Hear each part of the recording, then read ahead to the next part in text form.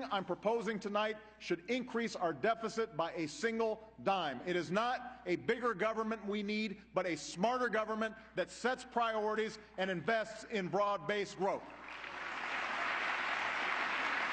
That's what we should be looking for. All right, now that was President Obama talking about deficit reduction, but I'm almost certain what you just heard is a promise he will in no way be able to keep. Here with reaction, Texas Senator Ted Cruz. You know, Senator, the reason I say that, I predicted he'd say that tonight. And just to prepare, just in case I was right, let's take a little trip down memory lane and see if he's made that promise, once or twice or 10 times before. Let's take a look. Now, what I've done throughout this campaign is to propose a net spending cut. Every dollar that I proposed an additional cut so that it matches. And I want to go through the federal budget line by line, page by page.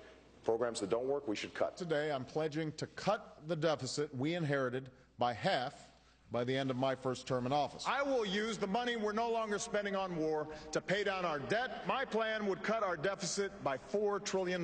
Well, there's no doubt that our first order of business is going to be to get our deficits and debt under control. I truly believe that if we can get the deficit and debt issues solved, which I believe we can get done, you know, in the lame duck or in the immediate aftermath of the lame duck. But what my opponent didn't tell you was that federal spending, since I took office, has risen at the slowest pace of any president in almost 60 years. New Obama debt, $6 trillion. I knew he'd make that promise tonight, Senator. Knew it, because he does it every year and it means nothing.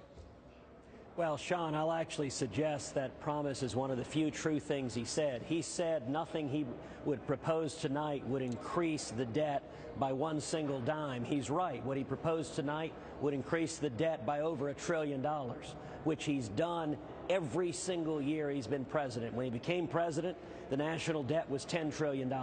Today, it's $16.5 trillion. And tonight, he did not propose even a single spending cut in anything.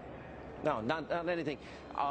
As our focus group just showed tonight, Senator, I think the big story of the night is going to be Marco Rubio's response. I thought that was the best response to a State of the Union address that I'd ever seen. And very different competing visions. And in the focus group, the people like overwhelmingly Marco Rubio's vision for the future of the country versus Barack Obama's. I thought that was interesting. What's your reaction?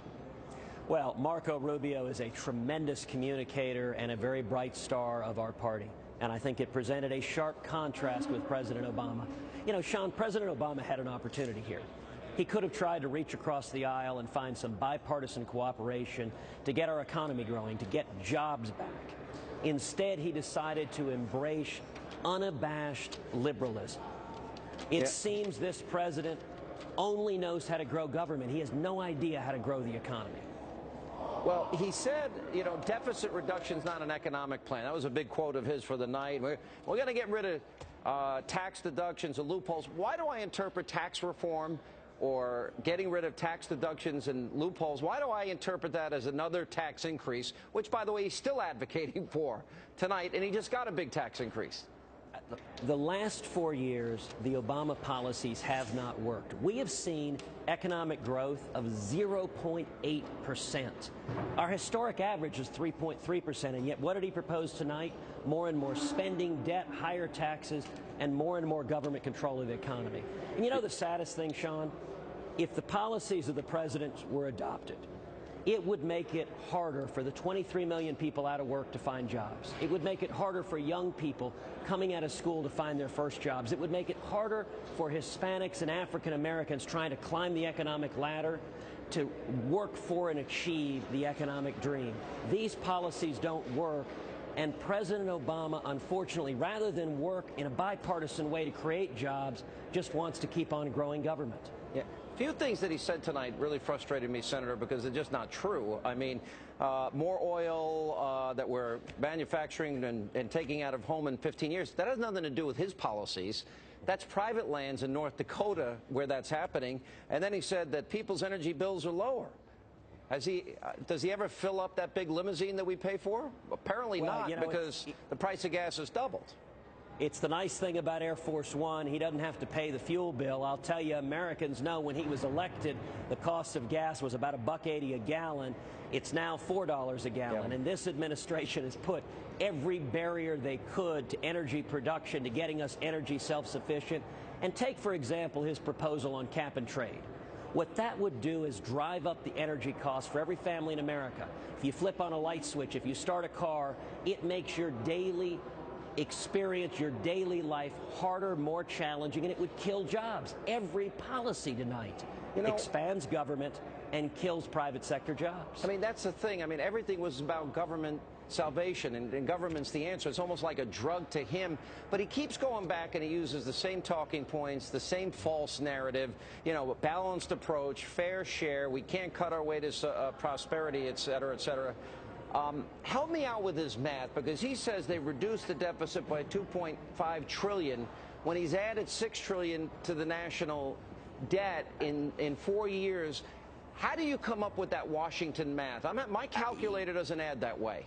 Look, I'm going to confess, Sean, I'm not nearly smart enough to understand his math. What I know is spending is out of control, debt's out of control, and it's jeopardizing the future for our kids. I've got 2 little girls who are 4 and 2, and the idea of handing them a $16 trillion debt, I think, is immoral. Yeah. And unfortunately, this is a man who doesn't seem to know where jobs come from. Look at his proposals. Government is going to pick 10 sites or 12 sites or 20 sites, and we're going to go create jobs. Centralized planning. Look at the economies that have done that. The Soviet Union, Cuba. Anytime you have centralized government saying, we're going to decide what jobs to support, you know what you get? You get a lot of Solyndra. You get a lot of failed cronyism, rather than keeping government in check and letting small businesses thrive. That's what's made America strong. And if we don't get growth back, none of these problems get solved. And I wish the president could focus on growth and jobs, because that's where our attention needs to be. All right, well said. Senator Ted Cruz of Texas. Senator, always appreciate you being on. Thank you. Thank you.